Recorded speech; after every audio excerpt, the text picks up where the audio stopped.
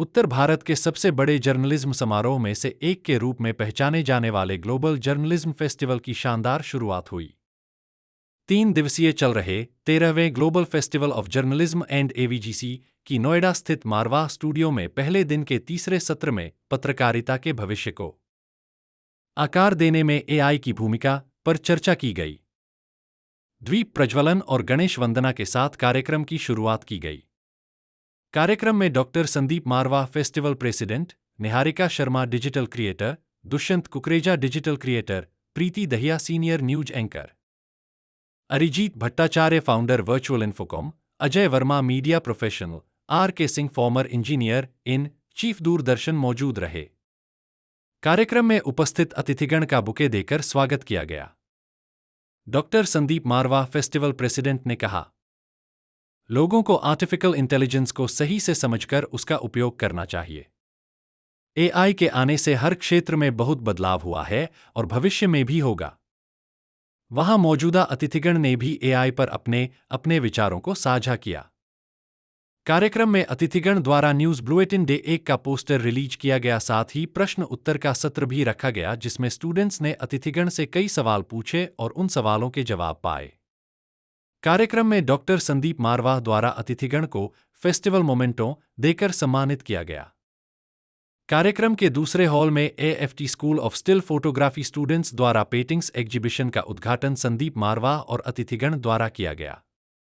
इसी दौरान musical performance के साथ कार्यक्रम में 4 चांद लगाए गए और पहले दिन के कार्यक्रम का भव्य समापन किया गया। सर, आज एआई को लेकर बातचीत की गई। एआई के आने के बाद क्या इम्पैक्ट पड़ा जर्नलिज्म? देखिए, मैं इतना ही कहना चाहता हूं कि इतना रहे ख्याल सताने के साथ साथ कि हम भी बदल रहे हैं जमाने के साथ साथ। आर्टिफिशियल इंटेलिजेंस ने जर्नलिज्म को भी टच किया है और एक बहुत बड़ा इसमें बदलाव आया है। सारी दुनिया ने देखा कि दुनिया के राष्ट्रपति और प्रधानमंत्रियों ने कुंभ के मेले में जाकर स्नान कर लिया है। अब इसमें कुछ अच्छाई भी है, कुछ बुराई भी।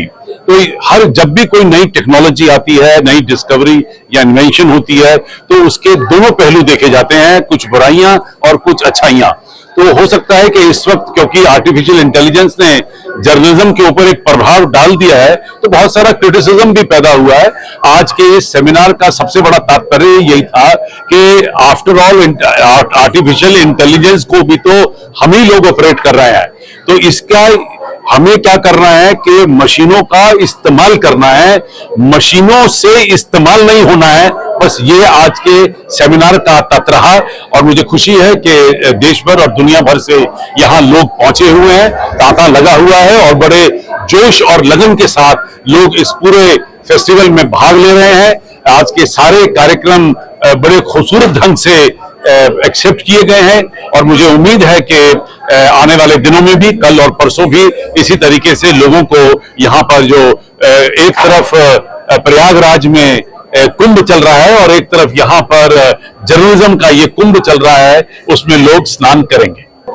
मैंने अपने YouTube के बारे में बताया था कि मैं एक यूट्यूबर हूँ और मेरे को इस चीज में ज्यादा पता है। तो एआई के आने से हमारी बहुत चीजें मतलब जल्दी हो जाती है। स्क्रिप्टिंग की बात की जाए, स्क्रिप्टिंग हम जल्दी से एआई से मतलब एक रफ आइडिया मिल जाता है। ऐसा तो नहीं होता कि जो स्क्रिप्टिंग हो रही है वो एकदम प्रॉपर हो रही है, लेकिन हम थोड़ा चेंजेस कर देते हैं। फॉर एग्जाम्पल, हम कभी घूमने गए हैं किसी बर्फ वाले इलाके में और हमें कुछ ऐसी रील बनानी है कि यार एआई आप बताओ हम कैसा कुछ अलग सा कर सकते हैं कुछ, तो एआई एक एग्जाम्पल बन सकता है उस चीज के लिए। बढ़िया चीज है। और रही बात मेरे भी करियर में, मैं एक बात और कहना चाहता हूँ कि हम जो थंबनेल जनरेट करते हैं, हमारी पिक्चर से कभी कभी स्माइलिंग नहीं आती, तो एआई से हम वो अपनी जो स्माइल एकदम रियल लगती है। माना आर्टिफिशियल इंटेलिजेंस है लेकिन वो चीजें रियल लगती है। ये उसके बारे में तो बात करना ही मतलब वो है कि एक आधा घंटा लग जाएगा। इसके एडवांटेज इतने हैं। और मैं तो ये कहना चाहूंगा, एआई से देखो फोन के भी साइड इफेक्ट्स होते हैं और अच्छे फायदे भी होते हैं। तो ऐसे एआई के भी बहुत साइड इफेक्ट्स भी हैं और अच्छे फायदे भी हैं। लेकिन हमें अगर फ्यूचर में आगे चलना है तो एआई को थोड़ा हमने फोकस मतलब उसके पॉजिटिव देखने चाहिए।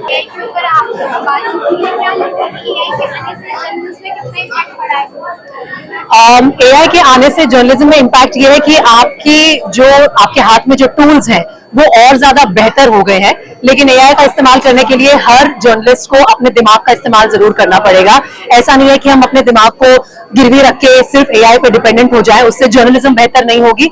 फ्यूचर ऑफ जर्नलिज्म तभी बेहतर होगा जब हम इन टूल्स का, चाहे वो एआई हो, चाहे वो चैट जीपीटी हो, चाहे कुछ और इंटेलिजेंट टूल्स आने वाले जमाने में आए, उनका इस्तेमाल अपने सेंस ऑफ जर्नलिज्म के साथ मिलाकर अगर करेंगे तो future of journalism is very bright, क्योंकि हमारे पास बेटर रिसर्च स्टोरीज होंगी, हमारे पास बेटर टॉपिक्स होंगे जिन्हें हम कवर करना चाहते हैं। लेकिन अगर हम सिर्फ और सिर्फ एआई पे डिपेंडेंट हो जाएंगे तो हम जो ह्यूमन एंगल ऐड होता है उसे पीछे छोड़ देंगे, and that we can not afford to do in any situation. AI के आने के बाद से मेरे हिसाब से देखा जाए तो जर्नलिज्म पे बहुत कुछ इम्पैक्ट नहीं पड़ा है। इम्पैक्ट बस इतना ही पड़ा है फॉर दैट मैटर कि हमारा न्यूज जो है उसका स्पीड बढ़ गया है। क्योंकि पहले क्या होता था कि आप रिसर्च करने के लिए 25 किताबों को देखते थे या पूछते थे, फोन करते थे, बैकग्राउंड्स में जाते थे। अभी क्या है कि एआई के आने के बाद आप एक क्लिक करते हैं, आपके पास सारा डेटा आ जाता है। हम बस डेटा एनालिसिस और रिसर्च के लिए एआई को अगर रखते हैं तो जर्नलिज्म की एक्यूरेसी और ट्रस्ट बना रहेगा। अदरवाइज जर्नलिज्म में कहीं ना कहीं मिस इन्फॉर्मेशन, डिसइंफॉर्मेशन या इनएक्यूरेसी नजर आएगा।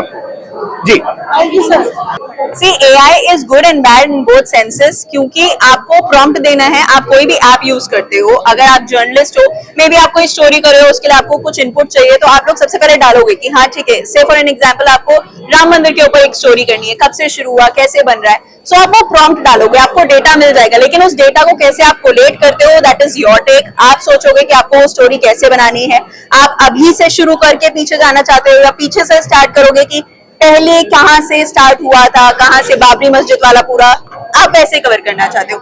सेम फॉर एन एग्जांपल, आप क्रिएटर बनना चाहते हो, आप वीडियोस बनाना चाहते हो, तो आपको डिसाइड करना है कि आप अपना आइडिया भी वहीं से लेना चाहते हो या फिर आप ये चाहते हो कि आपका खुद का आइडिया है, उसमें आप किस किस एंगल को कवर करना चाहते हो। सो AI will always help you. The only thing is कि आपको उसको सिर्फ एक हेल्पिंग टूल की तरह लेना है, उसके ऊपर कंप्लीटली डिपेंडेंट नहीं हो जाना है, because the day you will be completely dependent on it, आपका दिमाग काम करना बंद कर देगा। तो आपको अपने दिमाग का ही काम लेना है, एआई को सिर्फ एक टूल की तरह, एक हेल्पिंग हैंड की तरह इस्तेमाल करना है।